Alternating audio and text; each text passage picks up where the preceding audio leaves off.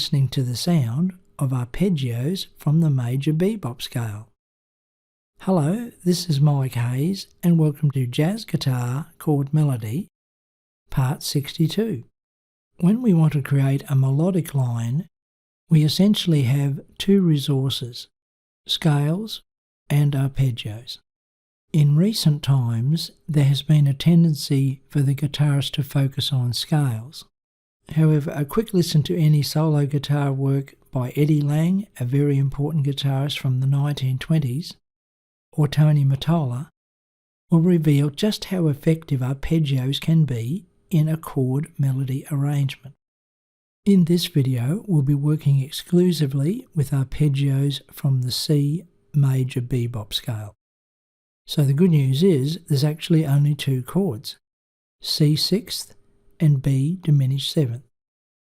And the way we're going to do this is we're going to work through the Major Bebop Scale, the C Major Bebop Scale. On the first note, the C, we're going to create a C sixth arpeggio. With the next note, the D, we're going to create a B diminished seventh arpeggio beginning on the note D. Then on to the next note, E, and on this note we're going to create a C sixth arpeggio beginning on the note E. On to the next note, F, and we're going to create a B diminished seventh arpeggio from this F note. So as you can see, essentially what we're doing is we're playing through different inversions of each chord, and we're making an arpeggio beginning on a certain note out of that chord. I'm going to play all these arpeggios in the fifth position on the guitar. There'll be occasionally a note that we have to stretch out of position for.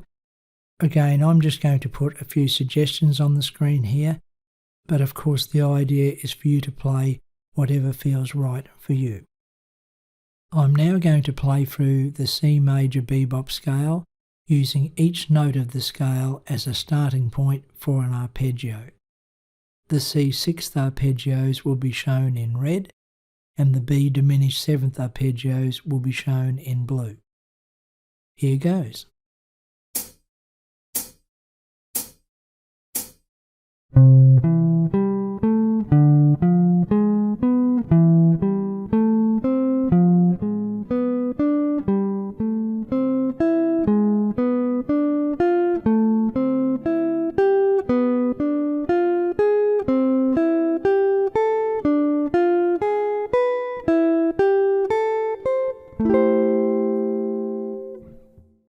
When you're ready, let's play that scale backwards, again playing them as arpeggios.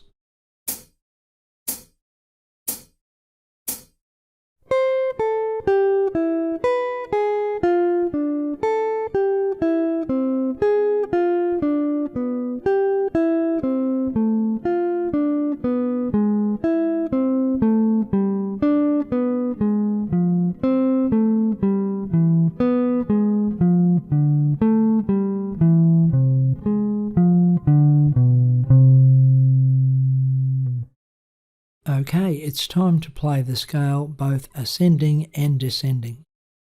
Watch out for bar 6 because I'm going to play the C sixth arpeggio ascending and then play it descending in the same bar.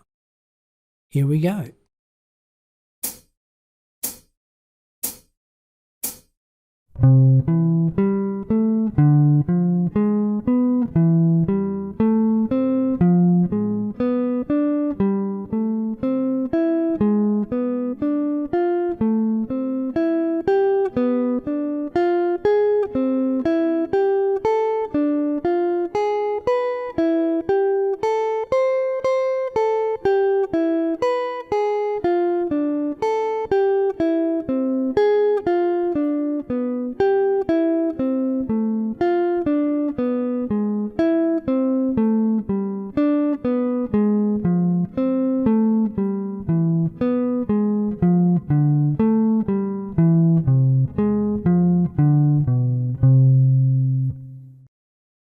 Okay, we're going to give our fingers and brain a real good workout with these arpeggios. I played that ascending and descending version at 60 beats per minute. When you're ready, let's try it at 72 beats per minute.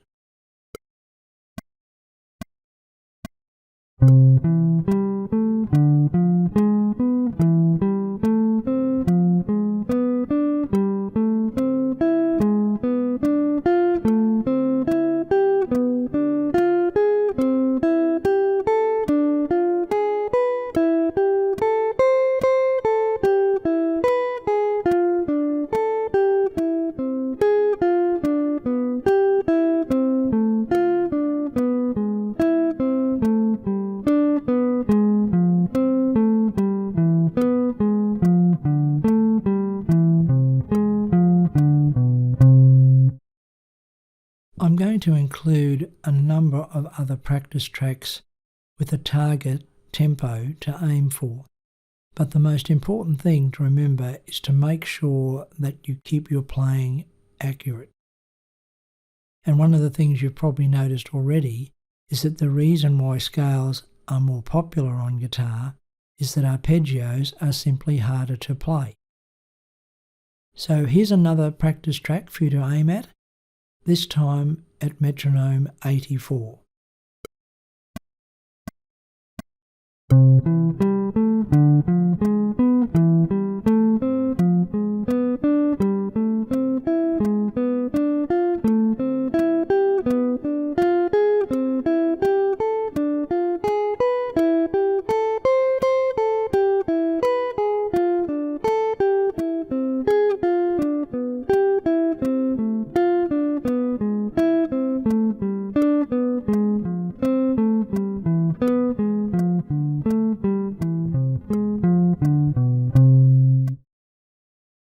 Now you might have noticed already that the target tempos that I'm setting for you are 12 apart.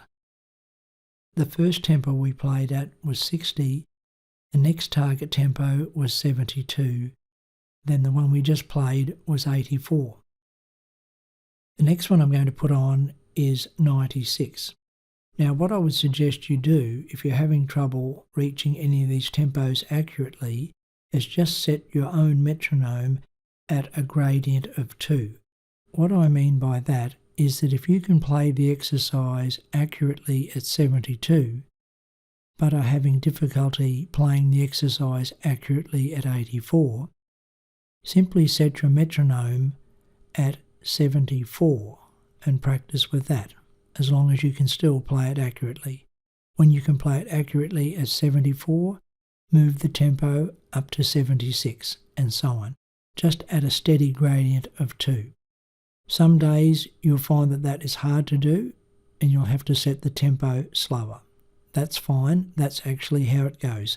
Some days the tempo will feel great, and other days it will seem really hard to achieve that tempo.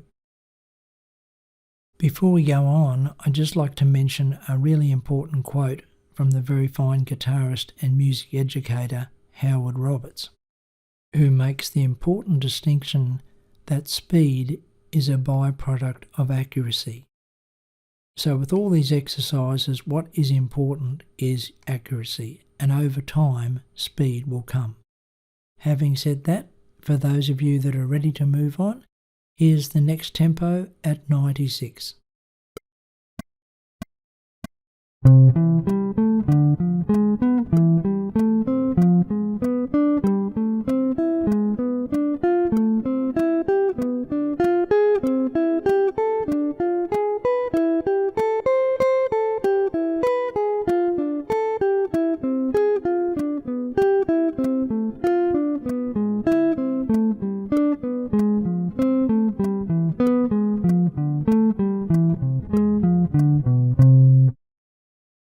Okay, let's do one more at 108, and then we'll have a listen to these exercises with various chords played in the background.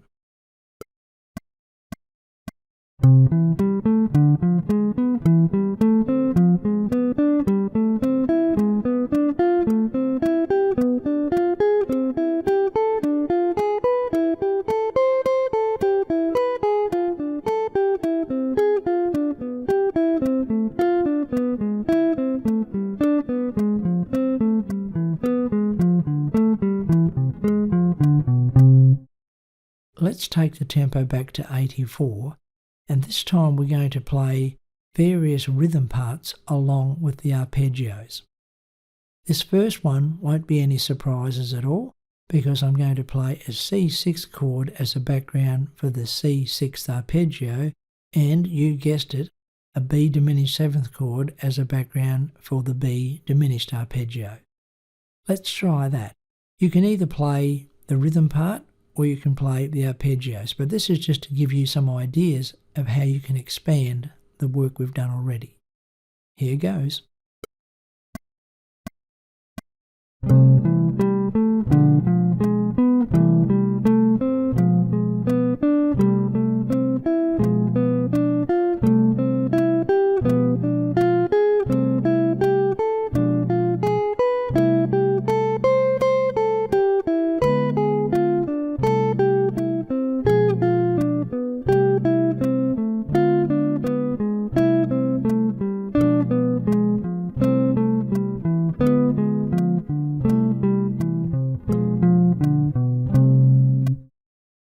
Here's the same exercise, only with a different rhythm part. As a background for the C6th arpeggio, I'm going to play A minor 7th, which of course is the same chord. As a background for the B diminished 7th chord, I'm going to play E7 flat 9. Okay, let's have a listen to that.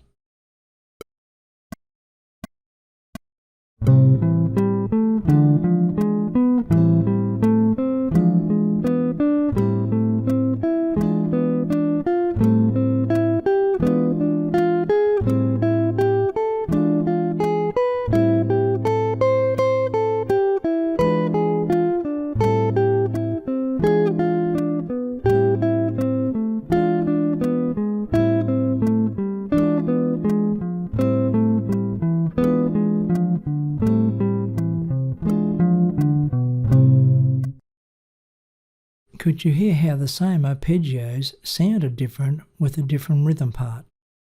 Also, did you work out how I come up with the E7 flat 9 to play as a background for the B diminished 7th? If you check out the notes in an E7 flat 9, apart from the note E, it contains exactly the same notes as a B diminished 7th chord. And this is where the theory really kicks in. Your ear will take you so far, but then the theory can help your ear find the sounds that you're looking for. So let's try one more. This time, same exercise, only I'm going to play an F major 7th as a background for the C6th chord, and I'll stick with the idea of playing E7 flat 9 as a background for the B diminished 7th. Let's have a listen to how that sounds.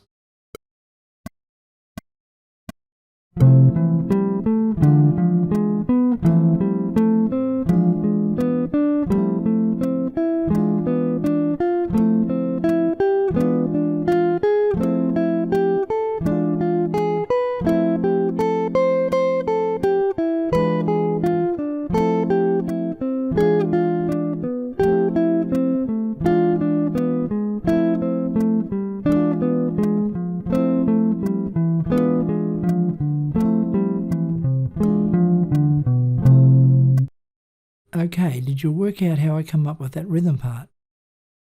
Well, A minor 7 with an F bass is an F major 9. Okay, that's it for this session, folks. Don't forget, if you haven't subscribed, to hit the subscribe button so you can keep up with all the latest info. There's lots of good things in the pipeline. And don't forget, if you have any questions or comments, to pop them in the comment section below this video. As always, I look forward to catching up with you again next time. Bye for now.